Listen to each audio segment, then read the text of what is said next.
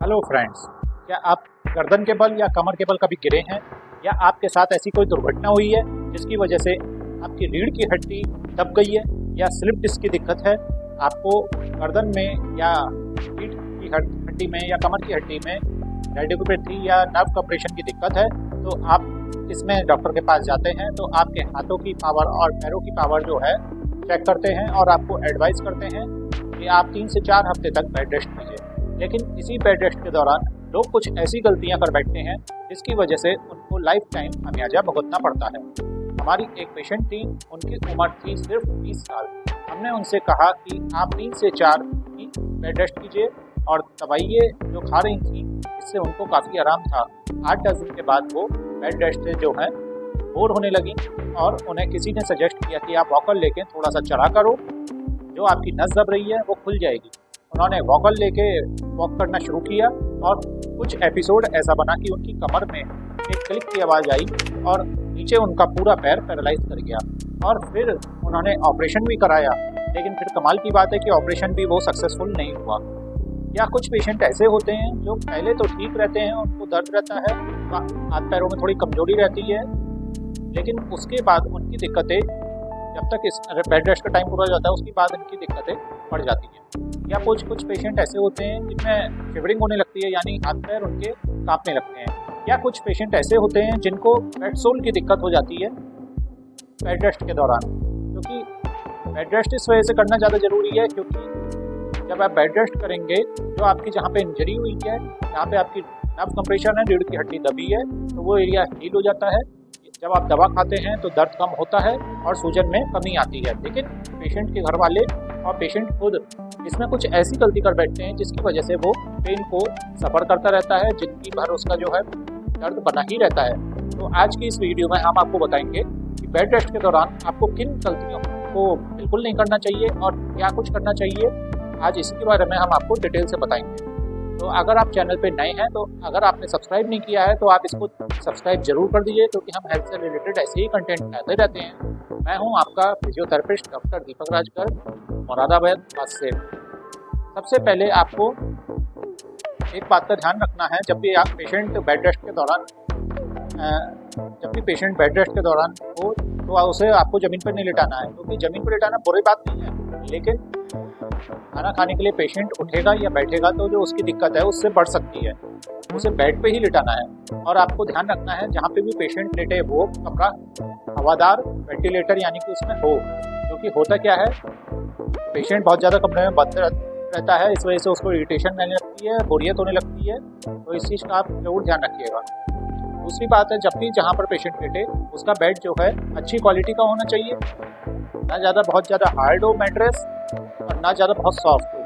बहुत ज़्यादा हार्ड रहेगा तो उससे भी दिक्कत बढ़ जाती है और बहुत ज़्यादा सॉफ्ट होगा तो उससे स्पाइन का जो कर्वेचर है वो बिगड़ जाएगा और जो प्रॉब्लम जो है और ज़्यादा बढ़ जाएगी। कई बार हमने देखा है पेशेंट को वो बेड रेस्ट करते हैं तो उसकी वजह से जो लेटे उनका गद्दा जो होता है वो नीचे की तरफ धंस जाता है। अगर गद्दा नीचे की तरफ 1 इंच भी धंसेगा तो उससे स्पाइन का जो अलाइनमेंट बिगड़ जाएगा और पेशेंट की कंडीशन जो है बिगड़ सकती है। तो आप कोशिश कीजिएगा कि रुई का ही गद्दा हो, उसी के ऊपर पेशेंट को लिटाइएगा और जो चादर हो वो साफ़ सुथरी हो। एक पेशेंट के यहाँ मैं गया था जो बेड रेस्ट में था, वो वहाँ पे उसके बेड पे चींटी चल रही थी, तो उस ध्यान रखें उसकी चादर जो है पेशेंट की रोज़ बदलें ताकि किसी प्रकार का उसको इन्फेक्शन ना हो, क्योंकि हमने अक्सर देखा है पेशेंट जब भी बेड रेस्ट करता है खासकर ओल्ड एज में उसको यूटीआई हो जाता है, यानी कि यूरिन इन्फेक्शन हो जाता है।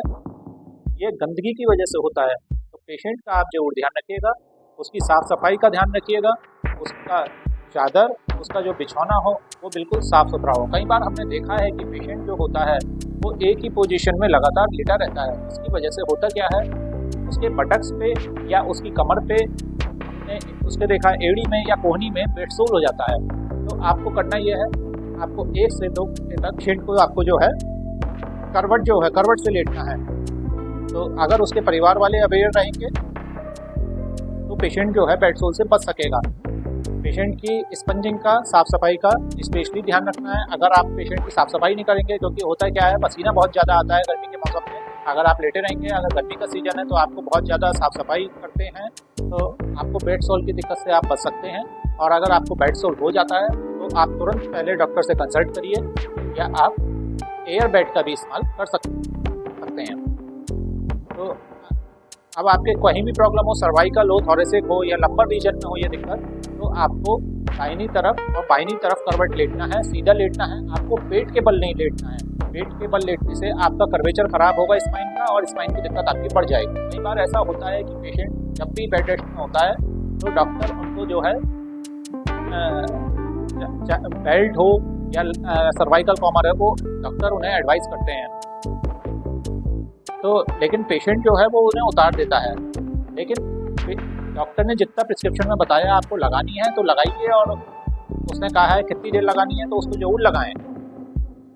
खाना खाने के वक्त तो आप उसको उतार दें, खाना खा के जब आप उठें तो उसको पहन लें, जब आप लेटें तो उसको उतार के लेटें। आप जब भी खाना खाने के लिए बैठें तो आप एक बार डॉक्टर से ज़रूर कंसल्ट कर लें कि खाना आपको लेट के ही खाना है या बैठ के खाना है। जब हड्डियां कोलैप्स कर जाती हैं तो वो लेटे लेटे खाना खाते हैं पेशेंट, या किसी की रीढ़ की हड्डी में फ्रैक्चर हो जाता है तो भी पेशेंट लेटे लेटे खाना खाता है। तो डॉक्टर से आप एक बार कंसल्ट जरूर कर लीजिएगा कि आपको बैठ के खाना खाना है या लेट के ही खाना खाना है। उठने से सारा बॉडी का वेट जो है वो स्पाइन पे पड़ता है, जिससे प्रॉब्लम बढ़ जाती है। तो आपको दिक्कत किस प्रकार की है, आप अपने डॉक्टर से जरूर कंसल्ट करें इस विषय में। आप अपने ऑर्थोपेडिक से, अपने फिजियोथेरेपिस्ट से इस बारे में पता कर सकते हैं। तो आपको करवट से लेटना है, करवट से उठना है, अगर डॉक्टर ने उठने के लिए कह रखा है आपको, और अगर लेट के रहने के लिए खाने को कह रखा है तो इस तरीके के मैनुअल बेड आते हैं, हॉस्पिटल बेड्स, आप उन्हें हायर कर लीजिएगा और उस पर लेटने का कोशिश करें। अगर आपको मेरी यहाँ तक की वीडियो अच्छी लग रही है, अगर कुछ भी समझ में आ रहा है तो इसमें एक लाइक ज़रूर कर दीजिएगा, और आपके कुछ सवाल हैं तो उसे आप कमेंट बॉक्स में पूछ सकते हैं। बेड रेस्ट के दौरान आपको इस चीज़ का विशेष ख्याल रखना है, वो है आपकी हाइट, यानी कि खान-पान। पेशेंट इतना खा लेते हैं कि उनको लूज मोशन हो जाते हैं, क्योंकि जब आप बेड रेस्ट पे होते हैं तो चलना फिरना आपका होता नहीं है और डाइजेशन आपका कमज़ोर हो जाता है, तो उससे आते जो है हमारी कमज़ोर हो जाती है।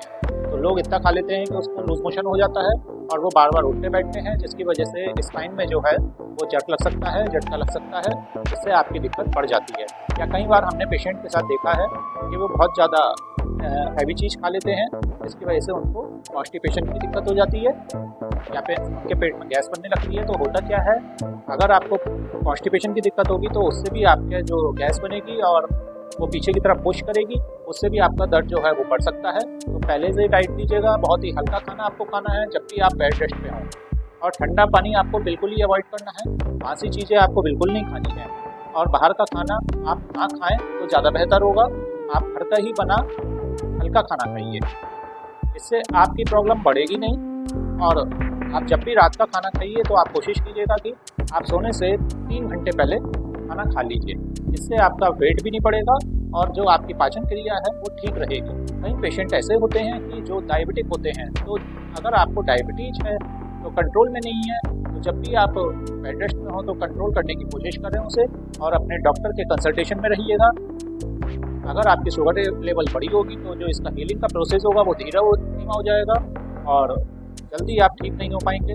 शुगर को आप जरूर कंट्रोल कीजिएगा, शुगर आपकी कंट्रोल होगी तो जल्दी आप रिकवर कर जाएंगे। और बेड रेस्ट के दौरान आपको स्मोकिंग और अल्कोहल का इस्तेमाल जरूर बिल्कुल नहीं करना है, क्योंकि ये अपने इस प्रोसेस को, आपके ठीक होने के प्रोसेस को वो धीमा कर देगा और आपको आराम नहीं मिलेगा।